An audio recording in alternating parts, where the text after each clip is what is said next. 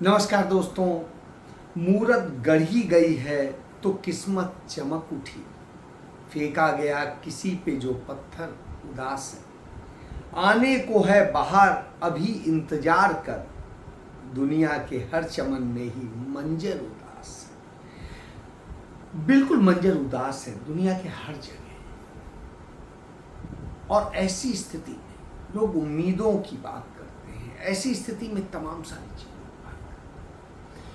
शुरुआत करूंगा बलिया में एक 8.5 करोड़ रुपए का पुल उत्तर प्रदेश सरकार बनवा रही थी। डबल इंजन की सरकार, राम राज्य की सरकार बनवा रही थी।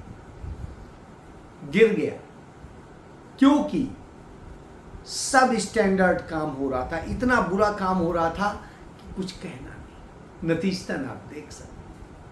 तो यह भ्रष्टाचार का नमूना है। ये भ्रष्टाचार का ही नमूना है कि मध्य प्रदेश में चाहे व्यापकम हो, चाहे कृषि हो, चाहे कोई क्षेत्र बाकी नहीं। कितने पुल गिरे, कितने बांध टूटे, और वो सब छोड़िए महाकाल लोक बह गया। यह भी हुआ मध्य प्रदेश में क्योंकि वहां भी डबल इंजन सरकार थी। आपको याद होगा जब कर्नाटक में भी डबल इंजन सरकार थी, नरेंद्र मोदी वहां गए थे। उस दौरान एक सड़क बनाई गई थी करोड़ों रुपए की, और उनके जाते ही 3 दिन बाद वो टूट गई।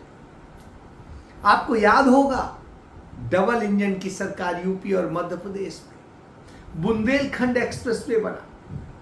नरेंद्र मोदी ने उसका उद्घाटन किया और उसके चंद दिनों बाद ही 3 दिन हुए थे वो बह गए, टूट गए।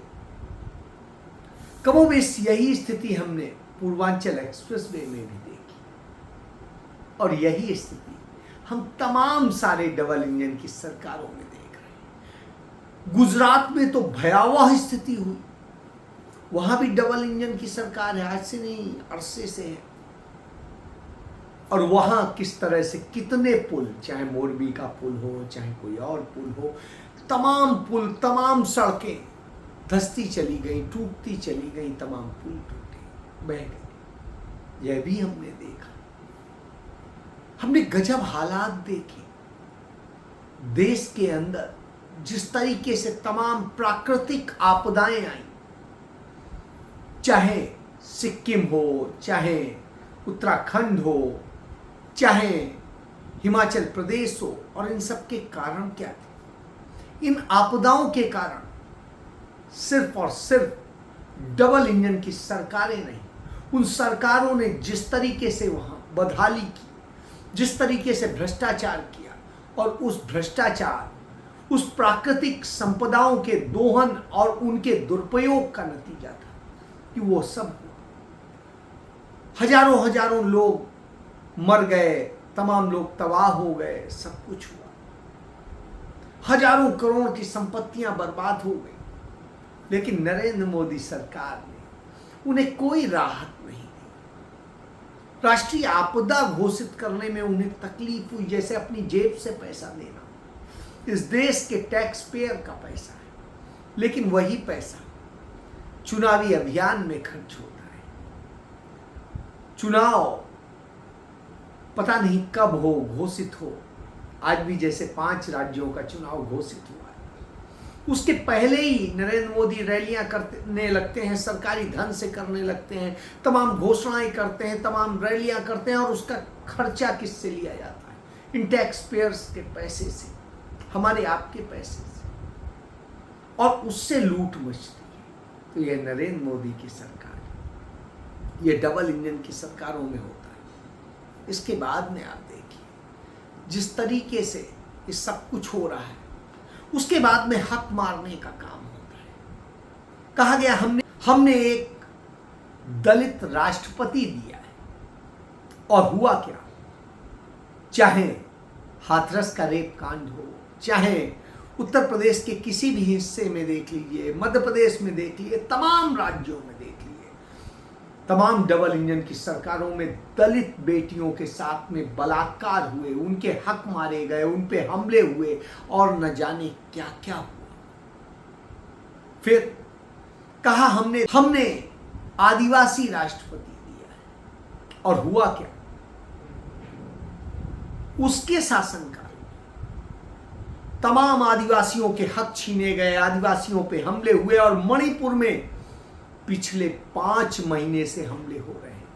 वहां की राज्यपाल कहती है कि कुकी एमएलएज और वो हमारे पास तक आ नहीं सकते, उनसे फोन पर बात होती है, वो अपने दर्द बयां करते हैं।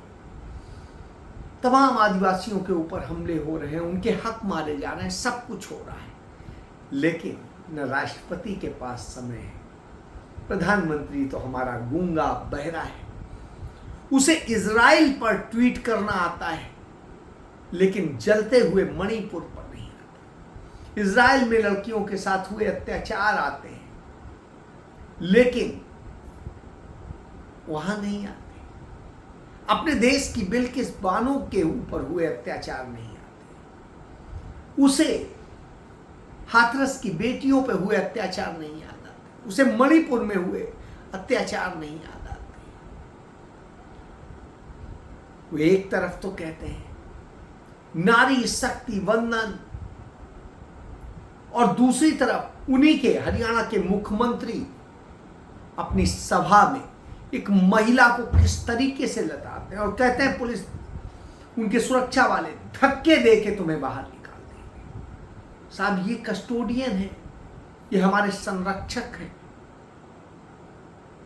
वाह, गजब की डबल इंजन सरकारें, और इन सरकारों ने कैसे कैसे हक मारे हैं। उन हक मारने का नतीजा क्यों? वो हक मार के सब दिया किसको जाता है? वो दिया जाता है चंद पूंजीपतियों, और उनमें भी अडानी को। तो 2 भारत बना दिए गए, एक अडानी का भारत, एक आमजन का भारत। अडानी के भारत में चाहे रेल हो, प्लेन हो, कुछ भी हो, सब अडानी को सौंप दो, मुफ्त में सौंप दो।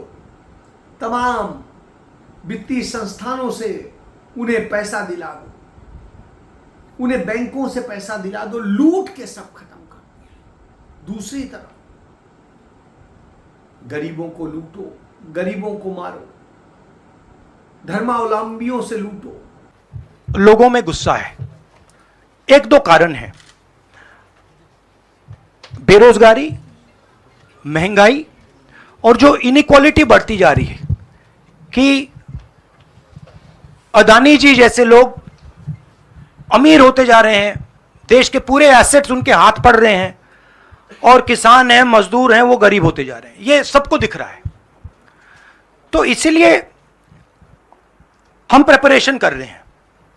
कास्ट सेंसस हमारा फाउंडेशन है, मगर जो राजस्थान में इन्होंने हेल्थ केयर के लिए किया, वो हम नेशनल लेवल पे करने की सोच रहे हैं। जो किसानों के लिए ये कर रहे हैं, जो इनका सोशल सिक्योरिटी का स्ट्रक्चर है, वो हम इसको नेशनल लेवल पे इंप्लीमेंट करने की प्लानिंग कर रहे हैं। हमारी सोच है कि जो नरेंद्र मोदी जी और बीजेपी ने नफरत, हिंसा और डर का विजन दिया है, हम देश को मोहब्बत, रिस्पेक्ट और भागीदारी का विजन दें। और मुझे लग रहा है कि देश का जो मूड है वो बिल्कुल बदल चुका है। देखिए, जिस तरीके की लूट हुई महाकाल लोक में, जिस तरह की लूट हो रही है काशी विश्वनाथ में, जिस तरह की लूट हो रही है अयोध्या में, और अब 18% जीएसटी लगा दिया गंगा जल पे। अब आप समझिए, गंगा पुत्र कहला रहे थे, खुद को कह रहे थे मां गंगा ने मुझे बुलाया है, और आज गंगा जल पर 18% जीएसटी। गजब है भाई मोदी। तो मोदी सरकार की ये नीतियां हैं। खुद को मुख्यमंत्री रहते हुए खुद की जाति को ओबीसी घोषित कर दिया, यानी ओबीसी का एक हक मार लिया, और उसके बाद कहते हैं मुझे लोग ये कहते हैं मैं तो नीच जाति का हूं। जाति कोई नीच नहीं होती, राहुल गांधी ने कहा, कर्म नीच होते हैं। तो साहब किसके कर्म नीच आप जो खुद जानते हैं, क्योंकि सच आपको पता। और आज स्थिति क्या है? आज हक मारे जा रहे हैं ओबीसी के, हक मारे जा रहे हैं दलितों के, हक मारे जा रहे हैं पिछड़ों के, हक मारे जा रहे हैं आदिवासियों के और आमजन के। इसीलिए राहुल गांधी आज खड़े हुए और सीडब्ल्यूसी ने जो प्रस्ताव पारित किया, आज उन 3 प्रस्ताव में से एक बड़ा प्रस्ताव था कि निष्पक्ष पत्रकारों के ऊपर जिस तरह से हमले हो रहे हैं, जिस तरह से उन पर देशद्रोह के मुकदमे दर्ज किए जा रहे हैं और तमाम सारी हरकतें हो रही हैं, उसकी निंदा की जाती है और उसके खिलाफ प्रस्ताव पारित किया जाता है। और कांग्रेस पार्टी उसमें सहयोग करेगी उन निर्दोष लोगों को बचाने। दूसरा, इस देश में जिस तरीके से नफरत का माहौल बनाया जा रहा है, जिस तरीके से ध्रुवीकरण किया जा रहा है और जिस तरीके से चंद पूंजीपतियों को देश सौंपा जा रहा है, उससे देश को बचाया जाएगा। तीसरा, जो जातिगत जनगणना का मुद्दा है, जिसको लेकर के हो जाना चाहिए था 2021 में, उस जनगणना की और महिला हक की बात होती है, तो उसको हक कैसे मिले, उसके लिए जातिगत जनगणना होनी चाहिए। और सिर्फ यही नहीं टिकना चाहिए, जातिगत जनगणना के साथ ही आर्थिक सर्वे भी होना चाहिए, यानी कितना पैसा किसके पास है यह भी पता चलना चाहिए। और इसके बाद जो जरूरतमंद है, जिसे हक मिलना चाहिए, उसको उसका हक दिया जाना चाहिए, हिस्सेदारी के मुताबिक हक दिया जाना चाहिए। चंद लोग सारे पे कब्जा किए हुए हैं, उसे रोकना होगा। तो राहुल गांधी ने इतना बड़ा दांव चल दिया है कि अब नरेंद्र मोदी बिलबिला उठे। देख लेना, जैसे मैंने कोविड के बारे में बोला था, चाइना के बारे में बोला था, मैं बोल रहा हूं कास्ट सेंसस होगा और हिंदुस्तान के गरीबों की जो हिस्सेदारी बनती है वो उनको मिलेगी और वो काम कांग्रेस करके दिखाएगी। उनकी भारतीय जनता पार्टी आरएसएस बिलबिला उठी, लेकिन राहुल गांधी बोलते हैं हमारा लक्ष्य, जैसे मैंने कहा, हमारा लक्ष्य है कि एक्सरे होना चाहिए।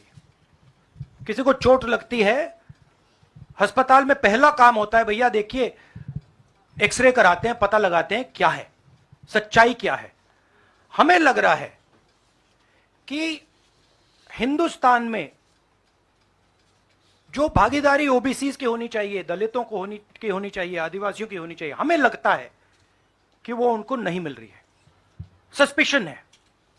अब हम सिर्फ ये कर रहे हैं कि हम एक्सरे कराना चाह रहे हैं, देखना चाह रहे हैं कि क्या ये सच्चाई है इसमें या नहीं। नरेंद्र मोदी एक्सरे कराने से क्यों डर रहे हैं? इसमें लोगों को बांटने की बात नहीं है, इसमें जो हक लोगों का है उनको देने की बात है। अब मुझे यह बात समझ नहीं आ रही कि हिंदुस्तान के जो प्रधानमंत्री हैं एक्सरे क्यों नहीं करा रहे हैं, एक्सरे करने से क्यों डर रहे हैं। और जहां भी जा रहे हैं आप नोटिस कीजिए, कहीं ना कहीं डिस्ट्रैक्ट करने की बात कर रहे हैं। कभी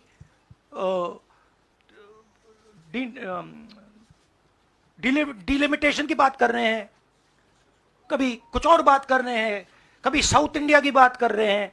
मगर एक भाषण में नरेंद्र मोदी जी ने यह नहीं कहा कि देखिए जो राहुल गांधी ने कहा है 90 अफसर जो हिंदुस्तान को चलाते हैं उसमें से 3 लोग सिर्फ ओबीसी वर्ग के हैं। यह सच्चाई है, यह सच्चाई बीजेपी ने एक्सेप्ट की है और उनको सिर्फ 5% बजट पर कंट्रोल है। यह प्रधानमंत्री अपने भाषण में नहीं बोल पा रहे हैं। क्यों? क्योंकि उनका लक्ष्य कुछ और है।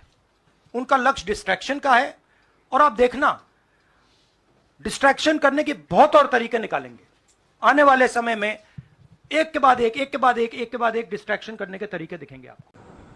और वो सही बोलते हैं, उनके बोलने का ही असर है कि वो लद्दाख गए और अभी लद्दाख का जब रिजल्ट आया काउंसिल का चुनाव का, तो उसमें 24 में से 22 सीटें कांग्रेस और नेशनल कॉन्फ्रेंस ने जीती, जिसमें कांग्रेस ने सबसे ज्यादा, भाजपा को सिर्फ 2 मिली।